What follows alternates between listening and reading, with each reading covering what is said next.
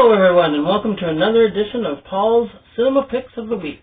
I am your host, Paul Westbrook, Brantford's film enthusiast. And today we're going to do a show that we were going to do last week. My sister and I we were originally going to do the Johnny Depp theme, Johnny Depp and John Candy, but I wanted to talk about the X film and the Pearl film, which were still on my mind, roughly, because I enjoyed them, so I wanted to have a discussion about that. But today we're going to do John Candy, and we're going to do Johnny Depp, because they are two well-known actors, very well-known.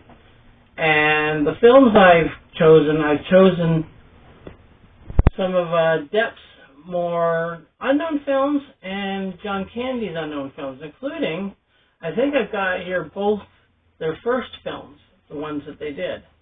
And those are the ones I'm going to start with, which is appropriate. This one here was made in 1975. And my sister's got this on the picture. As good as I can get it. As good as you can get it. It's called The Clown Murders. And the caption for it is, they laugh, they cry, they fight, they die. It's a murder mystery. And at the time, John Candy, in 1975, it says here, he did SCTV. Well, I don't think he did that in 75, but here it's a movie that he had done. It's a very low budget, sort of murder mystery horror type film. And I can read the caption because the caption on the back will usually tell you what the movie was about. It's Halloween Eve and four college friends plot to kidnap the wife of a wealthy friend at a costume party when suddenly a practical joke designed to frustrate a midnight real estate closing. The kidnapping is really inspired by the group's lust for the friend's beautiful wife and envy of his unearned wealth. And I believe Candy is the investigator who's investigating these grisly type murders, and yeah, it's different. It's different than a comedy because Candy was known, his staple was known for comedy. So this one here, and the villains, the murderers, are masked behind these clown masks. Hence the title, The Clown Murderers. And it has its spooky moments. I hadn't seen it in a long time. I remember watching it on a late night show once, on late night TV. And I remember hearing about this movie and that it was on video, so I looked for it and I actually found it on a Kmart. Yes, everybody remember Kmart? Found it wow, that's old. Was it? Kmart. I said, wow, that's old. Yes. So I remember finding this one here and deciding I bought this. At the time, I bought it for $1.25. Yeah, imagine that, getting $1.25 for a videotape. But it's not totally unheard of. It's been done before. So anyway, yeah, this was John Candy's, to my knowledge, one of his first films, The Clown Murders. While Johnny Depp actually did his first film in a more famous type movie from 1984, Wes Craven's the original Nightmare on Elm Street. He plays Nancy's boyfriend. Nancy is played by Heather Langenkamp, a very lovely actress, and Johnny Depp plays the boyfriend. And I'm sure a lot of people have seen Nightmare on Elm Street, right? So they know. Yeah. Any horror film would have wanted to see that movie. Yeah, so, at least once. So yeah, everybody knows that Depp's character sort of is erased early, I guess. So, yeah, I heard that he was killed off early. And mid-movie. But he was still popular enough to actually have started off in that. Who would ever thought the guy that would be famous for Captain Jack Sparrow would actually play a part and get killed off? But in an early movie, you can do that. You know, there's no holds barred as far as that type of rule would go for a film. Because even though Johnny Depp later became a star, at the time he wasn't a star, so he's not exempt from being killed off in a film. In the credits, it even said, introducing Johnny Depp. Introducing Johnny Depp, yes.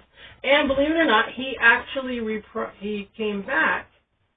I think it was a different character, but he came back Freddy's Dead: The Final Nightmare, which was the 6th film in the series. So, proving that even his star power, I guess with star power you can come back, albeit a different character, because you can't play the same character if the character's gone in the first movie. Unless he comes back as a ghost. As it comes back as a ghost, yes. So anyway, yes, he came back in the 6th one, Freddy's Dead: The Final Nightmare. Okay, that's talking about their 2 first films.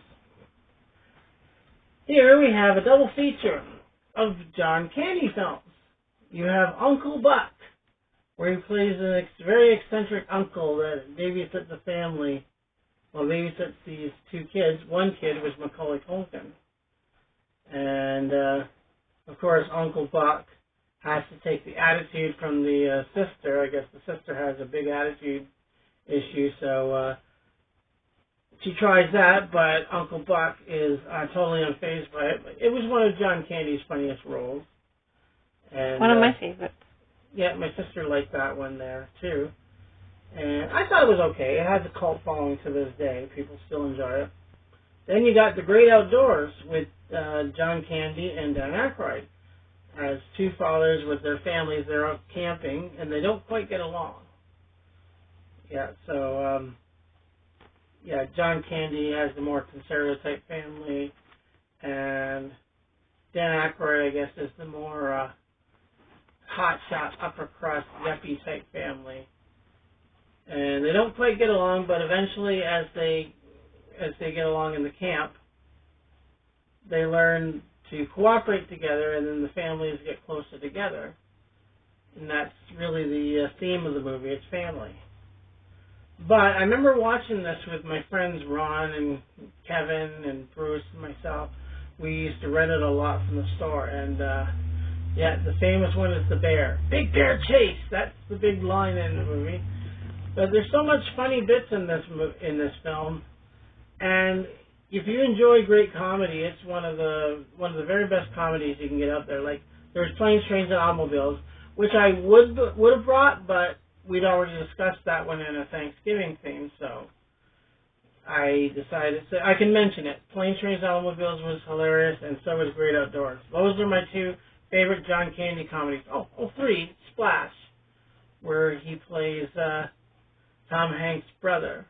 He was funny in that one, too. I always liked that one.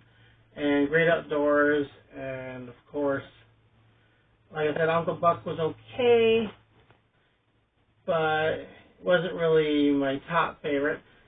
John Candy also did a movie, believe it or not, in the Cannonball Run series called Speed Zone.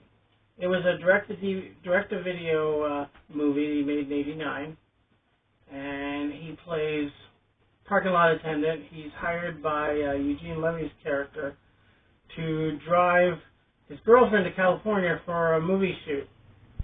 Yeah, that was the centralized story in that movie. Although you have the usual car chases and Peter Boyle as a cop who wants to get them and all this stuff, but the John Candy story was one of the focal points of the movie. Next we have Johnny Depp. We have Johnny Depp in one of his weirdest roles. It's a remake of a movie starring Gene Wilder. Yes, Willy Wonka and the Chocolate Factory. This one was called Charlie and the Chocolate Factory. It's directed by Tim Burton. We did a lot of movies with Johnny Depp, most notably Sleepy Hollow, which I didn't bring, but if you've seen Sleepy Hollow, I might have talked about it before on a Halloween one. But yeah, everybody likes Sleepy Hollow, but here he plays a very weird Willy Wonka. That's putting it lightly. Yes. And they say the movie is a feast for the eyes and the imagination.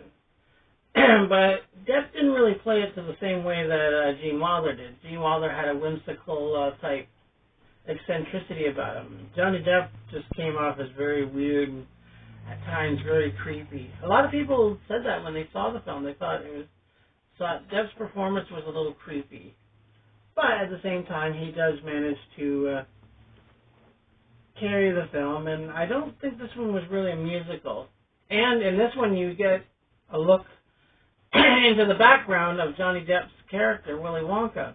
Like how he was, as a child, he was the son of a dentist, had these horrible braces all over his mouth and stuff like that, and eventually, I guess, how he got the factory. And Deep Roy is a little person who played the part of the Oompa Loompas. I actually got to meet him at Comic-Con this year, so I've actually talked to him, the one that played the Oompa Loompas in this one. So what they did is they computer grafted like different images of him, so you had about 100, 200, 300, whatever, how many Oompa Loompas you had in the movie. It was still fun. It was still good. If you like this film, it's an acquired taste. I call it an acquired taste because some people liked it. Some people thought it was just. I'm not really one for a lot of remakes. I figure that if they do it the first time, why break what's already been fixed or something like that? And yeah, this one's okay. And then you got your just one movie, and you got your special features on this one too. So it's good, but like I said, I preferred the original. But if you like remakes and stuff, give it a try and see what you think, and maybe you might have a different opinion. Okay, now the next one here is the most quotable movie I think I got. Mel Brooks' Spaceballs. Yes, I can. Another favorite of mine. It's another really hilarious movie, and I can actually quote the entire movie. So can I. Line for line. Yes, and it was a spoof of Star Wars that they made in 1987. I got this original VHS tape copy from Blockbuster Video. At the time, it was called Blockbuster Video, and I think that's your second copy, isn't it? No, this is still the first copy I ever bought. I thought I ruined that one. Nope.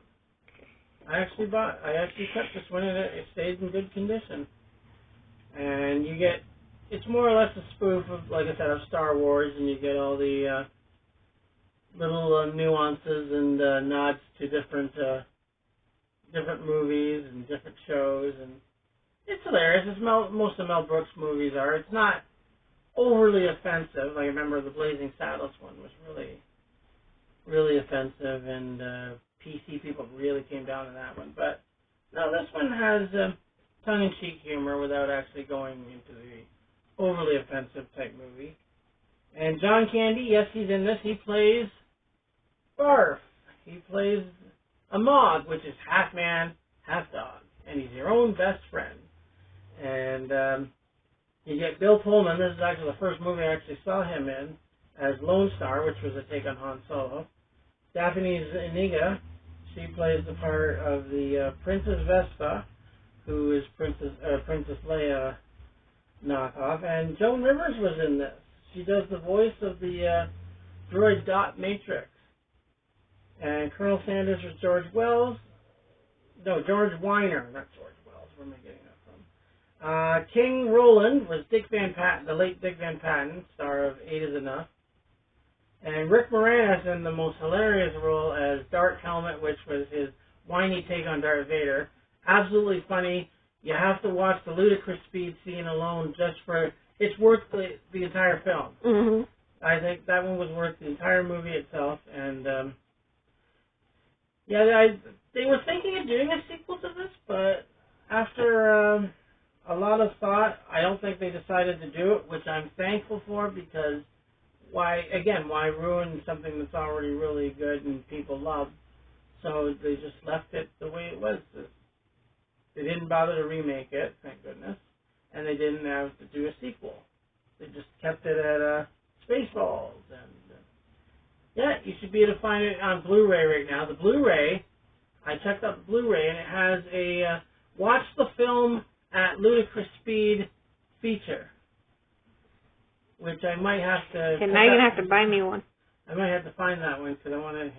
There might be a couple copies. I can probably get that because I want to actually see that and see the ludicrous speed. Play the film at ludicrous speed. It'll probably be hilarious. Mm-hmm. And some making of documentaries as well, which are not on this. But again, this is an original copy that I bought, so I'm proud of it. And Mel Brooks, as always, does an outstanding job as director of these type of movies. Robin Hood Men in Tights, Young Frankenstein, Blazing Saddles, and of course Spaceballs, just to name a few. Finally, our last Johnny Depp movie, our last movie here for the day.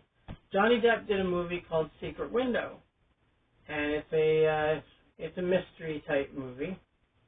And what it is, Johnny Depp's character, he's a writer, well-known mystery writer, and he's unexpectedly and suddenly confronted, and where he goes to his lake house on vacation, he's confronted by a dangerous stranger named John Shooter.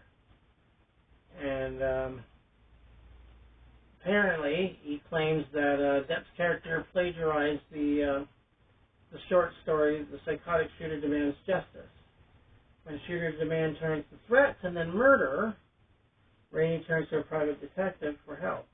When nothing stops the horror from spiraling out of control, Rainey soon discovers that he can't trust anyone or anything. Well, like most mysteries, a shocking psychological thriller from the writer of Panic Room, David Koch.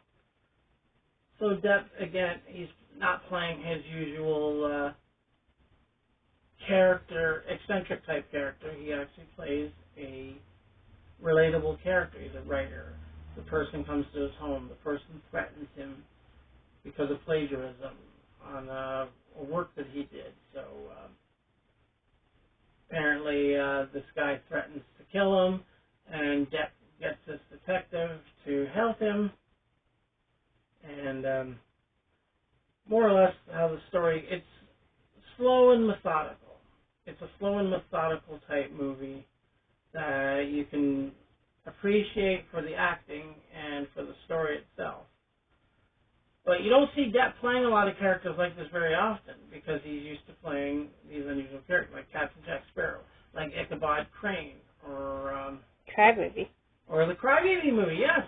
My sister mentioned that. That's the one movie she actually wants out there. She wants the movie Crybaby, where... That's the last one that Mom got me. Yep. When Johnny Depp played Crybaby Walker, who is like this 1950s James Dean type singer. And he... there we go. Found the right water. Apparently, his character... He goes to sing in the contest. He sings in the contest, and they have to go against the preppies of the... Squares. The squares. The squares and the drapes. Yeah. Sort of like the movie The Outsiders. And, of course, Depp's character runs afoul of the squares, and they try and put him in jail, which they do for a while, and then comes out, and, well, you have to watch the rest of the movie to find out, because I can't really tell you the whole thing of that. But it's good. It was directed by exploitation director John Waters. And he was the one that did Polyester. He did Female Trouble. Yeah, he did movies Lust in the Desert. Yes, he did a lot of exploitation movies. And Pink Flamingos, that was his most famous one. But yeah, he did Crybaby and, of course, Hairspray, which is very similar in some ways. A little bit. It's a little bit similar to Crybaby. You can get Crybaby and watch Hairspray, and you could watch them together as a double feature. It'd actually be pretty good. So yeah, there's our look on Johnny Depp's movies. And John Candy, by the way, if I mentioned the movie Splash, yes, 1984 with Daryl Hannah and Eugene Levy, and that's another John Candy movie that I would also recommend seeing. Well, there it is. There's our look at Johnny Depp and a look at John Candy. We actually did it in the same show. Because it was tied. It was tied, so we had to do it in the same show. So thank you for listening, and remember to like and subscribe to our channel. Leave a comment below the video here, and take care, folks. And I'll be seeing you at the movies.